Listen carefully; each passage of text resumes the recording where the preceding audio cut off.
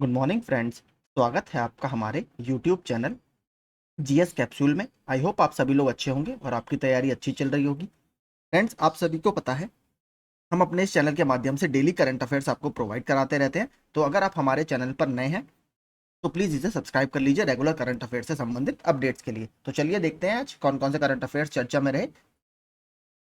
भारत ने एक लचीली अर्धचालक आपूर्ति श्रृंखला यानी सेमीकंडक्टर सप्लाई चेन विकसित करने के लिए जापान के साथ एक समझौता ज्ञापन पर हस्ताक्षर किए हैं। तो प्रश्न आपसे ऐसे ही बनेगा कि हाल ही में सेमीकंडक्टर इंडस्ट्री को या सेमीकंडक्टर की सप्लाई चेन को डेवलप करने के लिए भारत ने किस देश के साथ समझौता किया है। तो इंडिया ने जापान के साथ समझौता किया है। देखिए, वर्तमान युग जो है वो पूरा टेक्नोलॉजी का युग है। किसी भी आप कंपोनेंट में देख लीजिए वो पूरा इलेक्ट्रॉनिक बेस्ड ही है। किसी में कार्स वगैरह में भी अब इलेक्ट्रॉनिक कंट्रोल यूनिट चलती हैं। पूरा इलेक्ट्रिक व्हीकल्स का मार्केट नया निकल कर आ रहा है। तो भारत ने इस पोटेंशियल को टैप करने के लिए जापान के साथ समझौता किया है। समझौता ज्ञापन 5 मोर्चों पर है, अर्थात सेमीकंडक्टर डिजाइन, विनिर्माण यानी मैन्युफैक्चरिंग, उपकरण अनुसंधान यानी इक्विपमेंट रिसर्च, प्रतिभा विकास यानी स्किल डेवलपमेंट और सेमीकंडक्टर आपूर्ति श्रृंखला में लचीलापन लाना यानी सेमीकंडक्टर की जो आपकी सप्लाई चेन है उसको फ्लेक्सिबल बनाना। अगर ग्लोबल लेवल पर कुछ चेंजेस आते हैं तो अपने उसके अनुरूप अपनी जो सप्लाई चेन है उसमें हम चेंज कर सके। कोई ऐसी फिक्स चेन हमें नहीं बनानी है, मार्केट के अनुरूप हम वो फ्लेक्सिबल होनी चाहिए। तो जापान और भारत ने इस पर काम करना अब शुरू करेंगे आने वाले समय में। ये भी थोड़ा सा एक इंपॉर्टेंट है। राजस्थान विधानसभा ने राज्य के कल्याण पैकेज के हिस्से के रूप में सभी वयस्क नागरिकों को न्यूनतम गारंटीकृत आय प्रदान करने के लिए एक विधेयक या बिल आपका पारित किया है। तो इसमें मिनिमम एक गारंटीड इनकम आपको दी जाएगी। विधेयक के अनुसार कुछ लाभार्थियों को प्रति वित्तीय वर्ष में कम से कम 125 दिनों के लिए न्यूनतम वेतन पर गारंटीकृत रोजगार प्राप्त होगा। कुछ कुछ मनरेगा जैसा ही एक ये प्रोग्राम आप इसे मान सकते हैं। तो कौन सी विधानसभा ने किया है? राजस्थान विधानसभा ने यह पारित किया है। अगला, भारतीय प्रौद्योगिकी संस्थान गुवाहाटी यानी आईआईटी गुवाहाटी ने अंतरराष्ट्रीय मामलों और विदेश नीति में क्षमता और कौशल निर्माण के लिए यानी इंटरनेशनल अफेयर्स में और फॉरेन पॉलिसी में स्किल डेवलपमेंट के लिए और कैपेसिटी बिल्डिंग के लिए भारतीय विश्व मामलों की परिषद यानी ICWA Indian council of world affairs के साथ समझौता ज्ञापन पर हस्ताक्षर किए हैं। तो किसने किए हैं? आईआईटी गुवाहाटी ने। इसके अलावा 2 आईआईटी अभी काफी चर्चा में रहे हैं, दोनों बता देता हूं। पहला है आईआईटी मद्रास। आईआईटी मद्रास भारत के बाहर पहला आईआईटी कैंपस एस्टेब्लिश करने वाला आईआईटी बन गया है। तंजानिया की एक आइलैंड है जांजीबार, जिसको हम लौंग का द्वीप भी बोलते हैं, वहां पर लौंग वगैरह काफी होती हैं। उस पर इन्होंने एक आईआईटी एस्टेब्लिश करने का पूरा तैयारी कर ली है। इसके अलावा आईआईटी दिल्ली भी चर्चा में है। अभी परसों आईआईटी दिल्ली ने भारत सरकार के थ्रू यूएई यानी जो संयुक्त अरब अमीरात है उसका एक शहर है अबू धाबी, जो उसकी राजधानी भी है, वहां पर आईआईटी दिल्ली का परिसर स्थापित करने के लिए एक समझौता ज्ञापन पर हस्ताक्षर किए हैं। तो हो सकता है भारत के बाहर एस्टेब्लिश होने वाला आईआईटी दिल्ली दूसरा कैंपस बन जाए। इसके अलावा आपने देखी होगी जो क्यूएस वर्ल्ड यूनिवर्सिटी रैंकिंग्स आती हैं क्वाकरेली साइमंड्स की, उसमें आईआईटी बॉम्बे पहली बार टॉप 150 में शामिल हुआ है। तो ये सभी आईआईटी अभी विभिन्न कारणों से चर्चा में थे। आगे चलते हैं। चीनी वैज्ञानिकों ने पृथ्वी की सतह में 10,000 मीटर यानी 10 किलोमीटर का छेद करने की एक परियोजना शुरू की है, जो ग्रह की सतह के ऊपर और नीचे दोनों जगह नई सीमाओं की खोज में चीन की रुचि का संकेत देती है। यानी हमारी जो पृथ्वी की उत्पत्ति कैसे हुई इसके बारे में चीन ज्यादा बेहतर तरीके से जानने के लिए एक होल करने जा रहा है, जो करीब 10 किलोमीटर लंबा होगा या 32,808 फीट गहरा होगा। इस प्रयास में देश का सबसे गहरा बोरहोल बनाना शामिल है, जिसमें जिनजियांग में ड्रिलिंग शुरू की जाएगी। जिनजियांग एक ऐसा क्षेत्र है जो आपके तेल के भंडार के लिए कहां पर जाना जाता है? चीन में। इसके अलावा चीन अभी एक और कारण से चर्चा में था। मैंने 2 से 3 दिन पहले आपको करंट अफेयर्स के अपडेट में बताया था। अभी हाल ही में एक चीनी कंपनी है, उन्होंने दुनिया का पहला मेथेन आपका लिक्विड फ्यूल आधारित एक रॉकेट लॉन्च किया है। ठीक है, तो मेथेन आधारित एक रॉकेट लॉन्च करने वाला चीनी कंपनी पहला एक तरह से कंपनी बन गई है, या पहला देश चीन उसमें बन गया है। तो ये भी आप याद रखिएगा, इंपॉर्टेंट क्वेश्चन है ये। क्वेश्चन देखिए काफी ज्यादा इंपॉर्टेंट है। इसके साथ एक और बताऊंगा आपको फैक्ट, वो भी बहुत इंपॉर्टेंट है।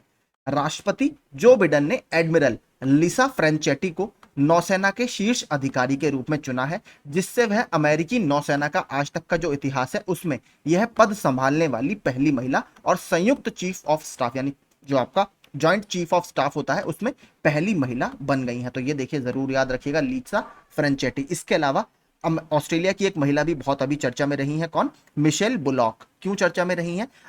ऑस्ट्रेलिया का जो रॉयल बैंक या रिजर्व बैंक ऑफ ऑस्ट्रेलिया है उसने अपने 63 साल के इतिहास में पहली बार किसी महिला को गवर्नर नियुक्त किया है और उनका नाम है मिशेल बुलॉक। तो याद रखिएगा, रिजर्व बैंक ऑफ ऑस्ट्रेलिया ने अपने 63 साल के इतिहास में पहली बार किसी महिला को गवर्नर चुना है, तो वो इस बैंक को अब हेड करेंगी मिशेल बुलॉक जी। और राष्ट्रपति जो बिडेन ने अमेरिकी नौसेना के इतिहास में पहली बार किसी महिला को चुना है, उसकी हेड के रूप में वो है लीसा फ्रेंचेटी जी।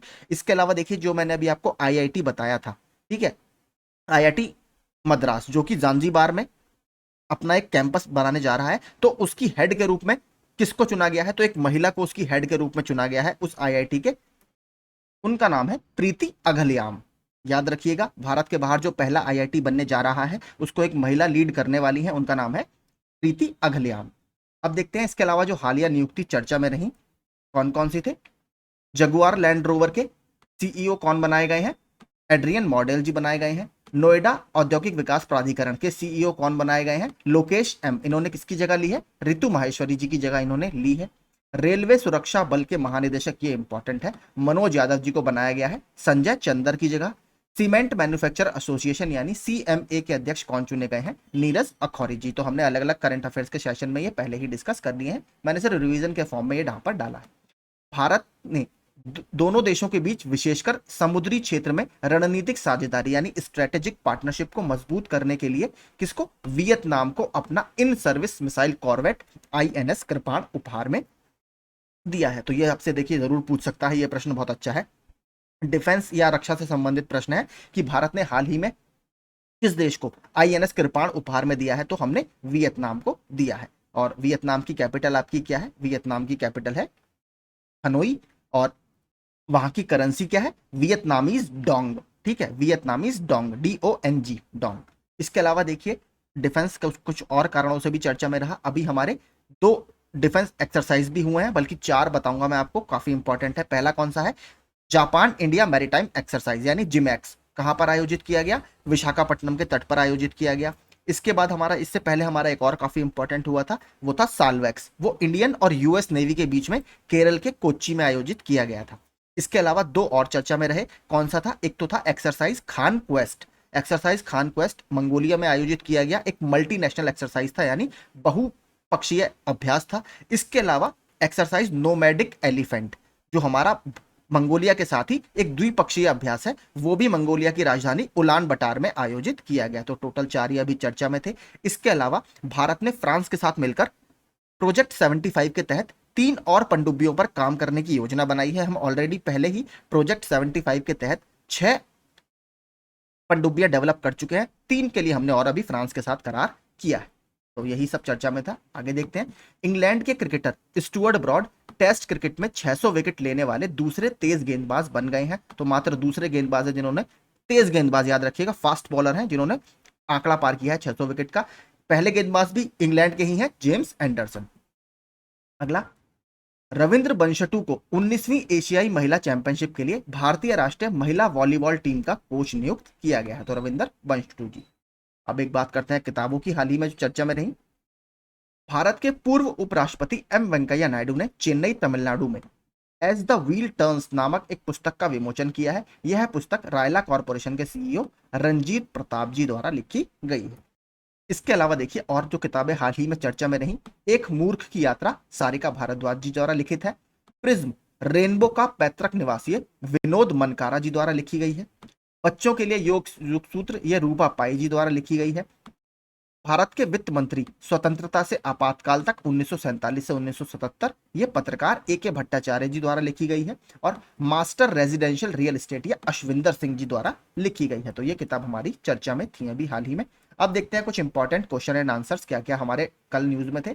कोरिया ओपन में मेंस डबल्स का स्वर्ण पदक भारत की किस जोड़ी ने जीता है? तो सात्विक साईराज रैंकीरेड्डी और चिराग शेट्टी ने जीता है। इसमें एक और बहुत बड़ा कारनामा हुआ है। जो सात्विक साईराज रैंकी रेड्डी हैं, ये दोनों प्लेयर डबल्स में खेलते हैं, तो इसी एक मैच के दौरान इन्होंने गिनीज वर्ल्ड रिकॉर्ड बनाया है सबसे तेज स्मैश मारने का। और उसकी स्मैश की स्पीड इतनी तेज थी, जो फॉर्मूला 1 की आपकी कार होती है उसकी टॉप स्पीड से भी वो ज्यादा निकल गई थी इस बार। तो इतनी शानदार इन्होंने स्मैश मारी इस कोरिया ओपन के दौरान, और इन्होंने गोल्ड मेडल भी इसमें जीता है। एलन मस्क ने किस सोशल मीडिया प्लेटफॉर्म के लोगो को बदलकर, पहले इसकी चिड़िया लोगो थी, अब कल आपने देखा होगा जो लोग ट्विटर चलाते हैं, एक्स टाइप का लोगो इसका कर दिया गया है। एलन मस्क की कंपनी है स्पेस एक्स, तो थोड़ा थोड़ा उससे ही लोग मान रहे हैं कि इन्होंने वहां से एक्स उठाकर यहाँ पर रखा है। और जो ट्विटर का हेडक्वार्टर है उसके बाहर भी कल लाइट वगैरह लगाकर एक्स साइन बनाकर उन्होंने फोटो उसका वायरल किया था। तो ट्विटर का इन्होंने नाम बदलकर, अब लोगो बदलकर एक्स कर दिया है चिड़िया की जगह। किस राज्य ने मिशन शक्ति स्कूटर योजना को मंजूरी दी गई है? तो यह उड़ीसा राज्य में मंजूरी दी गई है। और इसके अलावा उड़ीसा राज्य में अभी कुछ दिन पहले एक और योजना लागू की गई थी, कौन सी? मो जंगल जामी योजना, जो हमारा फॉरेस्ट राइट्स एक्ट है 2006 का, वन अधिकार अधिनियम है 2006 का, उसको बेहतर तरीके से लागू करने के लिए मो जंगल जामी योजना उड़ीसा सरकार द्वारा शुरू की गई है। भारत ने कॉर्वेट आईएनएस कृपाण किस देश को सौंप दिया है? हमने देखा था ऊपर अभी, वियतनाम को। वियतनाम की कैपिटल क्या है? हनोई, और करेंसी क्या थी? Vietnamese Dong. अमेरिकी नौसेना की पहली महिला प्रमुख के तौर पर किसे नामित किया गया है? लीसा फ्रैंकेटी। इसके अलावा रिजर्व बैंक ऑफ ऑस्ट्रेलिया की गवर्नर बनने वाली पहली महिला कौन है 63 साल के इतिहास में? मिशेल बुलॉक जी। और आईआईटी मद्रास जो हमारा कैंपस बना रहा है आउटसाइड भारत में, पहला कैंपस होगा वो जांजीबार में, वहां की कौन है? प्रीति अघलयाम जी। भारत में दूसरे सबसे लंबे समय तक सीएम रहने वाले मुख्यमंत्री कौन बन गए हैं? तो ये बने हैं नवीन पटनायक जी। आप कमेंट करके मुझे बताइएगा पहले नंबर पर कौन है अभी भी जो सबसे लंबे समय तक सीएम बने रहे हैं। तीसरे G20 disaster risk reduction working group की बैठक का आयोजन कहाँ किया जा रहा है? तो ये तमिलनाडु के चेन्नई में किया जा रहा है। और चेन्नई में ही वेंकैया नायडू जी ने अभी एज द व्हील टर्न्स नामक पुस्तक का विमोचन किया है। सेमिकॉन इंडिया 2023 का आयोजन भारत के किस राज्य में किया जाएगा? गुजरात में किया जाएगा। गुजरात में ही आपके क्या होंगे? फिल्म फेयर अवार्ड भी होंगे। अभी 69वें फिल्म फेयर अवार्ड भी गुजरात में ही आयोजित किए जाएंगे। तो यही देखिए सारे आपके करंट अफेयर्स हमारे चर्चा में थे कल। तो अगर आपको सेशन पसंद आया हो तो प्लीज मेरा चैनल जरूर सब्सक्राइब कीजिएगा। यहाँ पर डेली आपको ऐसे ही शॉर्ट फॉर्म में करंट अफेयर्स में कवर कराता रहता हूँ। Thank you so much.